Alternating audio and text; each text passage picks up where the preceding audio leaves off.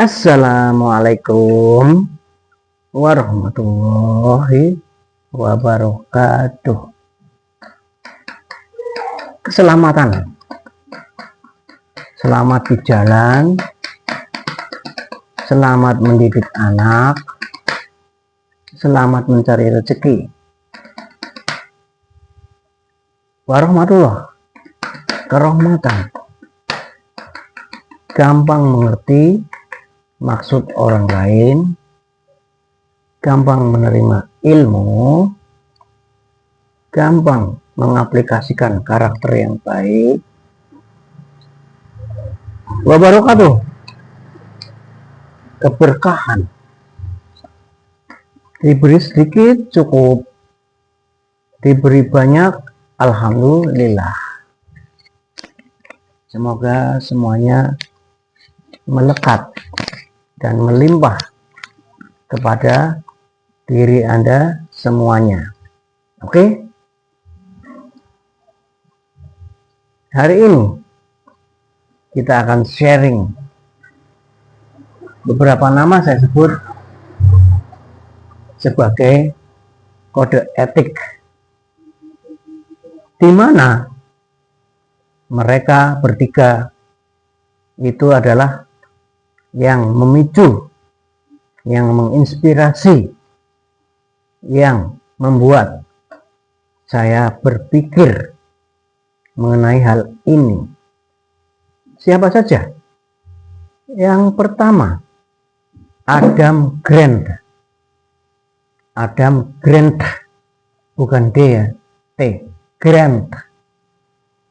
Kedua, Prasanti Widyasari. Oh, hanya dua nama. Dan kata kunci hari ini adalah giver, taker, dan matcher. Ya. Kalau giver jelas ya, give, memberi. Kalau taker itu taker, pengambil. Sedangkan matcher adalah matching, match, seimbang, sama. Teman-teman inspirasi, take and give, take and give berarti mengambil dulu nih, baru memberi. Take, baru give, baru memberi. Kecuali kamu sebut give and take, maka give dulu, memberi dulu, baru mengambil. Tapi orang-orang banyak menyebut take and give gitu. Sama, ini sama. Orang menyebut rugi laba, bukan laba rugi. Apa bedanya? Kalau rugi laba itu pesimistis, kalau laba rugi itu optimistis. Mana yang laba? Give atau take? Rata-rata kita mengartikan yang give itu rugi, sementara yang take itu untung. Ya enggak? Untung rugi nih, hitung-hitungan untung rugi. Ya kan? Yang memberi itu rugi karena berkurang. Tapi yang mengambil itu untung karena dia mendapatkan. Begini, jika Anda mendekatkan, menggunakan pendekatan transaksional, yang ambil itu untung, yang memberi itu rugi, itu transaksional. Apalagi jika Anda menggunakan transaksi jual putus. Satu transaksi selesai. One shot transaction. Anda mengambil hari ini, selesai. Putus. Anda memberi hari ini, selesai. Nggak ada kelanjutannya. Tapi kalau transformasional Anda gunakan, yang ambil itu bisa rugi, yang memberi itu bisa untung. Jadi sifatnya jangka panjang. Sifatnya ada langkah-langkah berikutnya. Ada two step. Tapi kalau transaksional itu one step. Satu langkah. Saya ingat, teman-teman, sewaktu anak-anak, sewaktu menginjak remaja,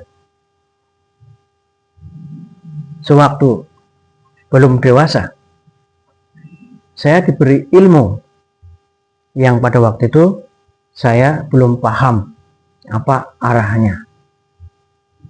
Tapi saya patuhi aja sebagai pegangan saya dalam pergaulan. Lalu saya menginjak dewasa sampai sekarang. Kita akan kilas balik nanti apa itu yang saya alami. Kata-katanya begini. Waktu itu saya SMA menuju mau kuliah. Itu orang tua saya bilang, yang utama pikirkanlah untuk selalu memberi. Begitu kata beliau.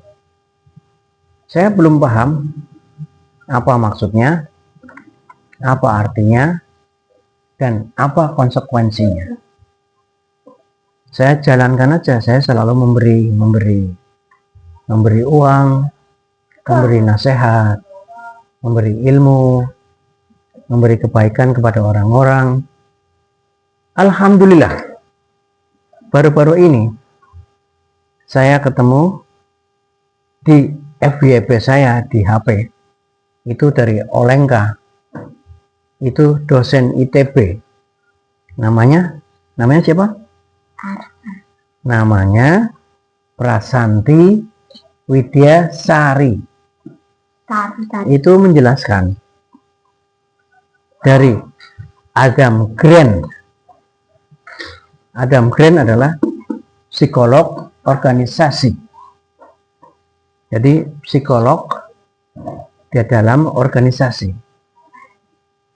Organisasi itu jangan dibayangkan selalu perusahaan ya, atau sekolahan atau apa, kantor, tidak. Organisasi itu adalah kumpulan orang-orang. Jadi Adam Grant ini adalah psikolog untuk sosial, untuk perkumpulan orang-orang, tidak hanya satu orang. Adam Grant juga adalah penulis buku. Adam Grant bilang begini, ada 3 tipe manusia sukses, yaitu giver, matcher, dan taker. Dilihat dari cara memberi dan menerima sesuatu. Adam Grant ini melakukan penelitian, teman-teman, kepada kurang lebih 500 orang yang dianggap sukses. Adam Grant mengamati pola interaksi sosial dalam kehidupan sehari-hari. Adam Grant lalu mengelompokkan 500 orang ini ke dalam 3 kelompok. Kelompok yang pertama disebut sebagai giver. Giver ini mempunyai karakter memberi lebih banyak dari terima, giver ya itu ya. Yang kedua, matcher tadi ya, matching. Itu memberi sama dengan menerima. Sedangkan yang taker, yang ketiga, itu adalah mengambil lebih banyak daripada apa yang dia berikan. Jadi ini sebenarnya taker ini bukan menerima. Taker ini adalah pengambil. Lain kan, mengambil. Nah, sekarang kita bicarakan secara matematis. Mana nih yang plus, mana yang min? Hasilnya, kalau yang taker itu dan yang matcher, yang taker itu plus, positif, karena dia bertambah, karena dia mengambil kan. Kemudian yang matcher itu nol, karena apa yang diberikan dengan apa yang diterima sama. Itu yang matcher ya. Sedangkan yang giver itu minus, karena adanya memberi lebih banyak daripada yang diterima. Oke, lanjut sekarang. Lanjut. Temuan yang diperoleh oleh Adam Grant adalah: 1. Sukses paling tinggi itu adalah giver. Yang suksesnya paling tinggi itu adalah giver. Namun giver ini bisa gagal total jika tidak hati-hati. Giver bisa sukses besar, giver bisa juga gagal total. Giver itu ada di posisi paling atas dan ada di paling bawah. Bisa di paling atas, bisa di paling bawah. Nah, kapan dia di atas? Adalah kalau dia tahu batas diri, tidak memberi hingga kelelahan, tidak mengorbankan dirinya, tidak pasrah bongkoan, hanya ngikut aja. Terus dia memberi tanpa memikirkan kesejahteraan dirinya. Giver yang sukses itu adalah giver yang mikir kesehatan fisik dan kesehatan mental. Kapan harus bantu, kapan harus nolak. Mengapa giver bisa unggul dalam jangka panjang? Ini ceritanya. Karena dia membangun reputasi yang paling kuat. Perlahan tapi tulus, bantu orang, memberikan manfaat, bantu memberikan kemuliaan kepada orang lain, bantu sebagai sebuah ibadah. Nah, lalu bantuan-bantuan ini yang tulus ini terlihat oleh banyak orang. Satu kebaikan yang dia tanamkan menyebar, beritanya dan reputasinya menyebar. Teman-teman, saudara, teman kerja, mitra bisnis, akhirnya jaringan terbentuk.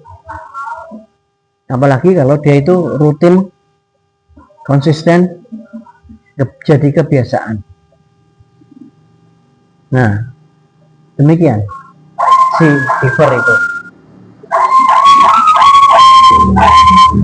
Sementara the taker itu cepat berhasilnya cepat. Hari ini dia ngambil, hari ini dia berhasil, tapi reputasinya rusak. karena dia dicap egois. Sedangkan matcher itu berada di tengah-tengah, tidak terlalu sukses tapi biasa-biasa saja, tidak terlalu sukses tapi dia sering gagal, namun tidak punya keunggulan strategis seperti giver yang strategis dan giver yang konsisten. Gimana caranya agar menjadi giver yang strategis dan konsisten? 1. Hindari burnout. Burn itu kan terbakar. Jadi hindari kelelahan yang sangat. Hindari kehabisan energi Anda. Kecuali kenalilah batas diri. Jangan paksa menolong. Jangan menolong banyak orang kebanyakan. Jangan terlalu mendalam supaya tidak burn out. Kedua, high impact giving. Bantulah hanya pada hal-hal yang berdampak besar kepada orang lain. Yang remeh-remeh nggak usah lah. Jadi hal yang berdampak besar. Ketiga, bangun jaringan. Jaringan yang diperoleh dari ketulusan hati tadi dan keberlanjutan. Rawat hubungan. Jadi jaga koneksi. Apabila setelah membantu Anda sering kontak dia, sering bersilaturahmi, gimana kabarnya setelah menjalani apa yang saya sarankan, menjalankan model yang saya berikan, dan sebagainya.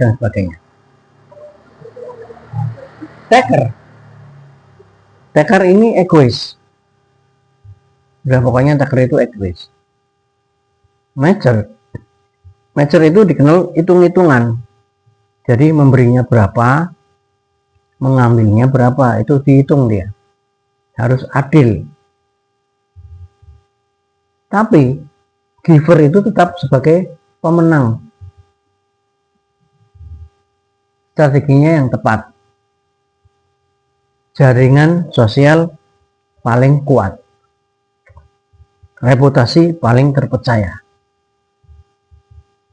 Walaupun lambat. Jadi giver ini suksesnya nggak bisa jalur cepat.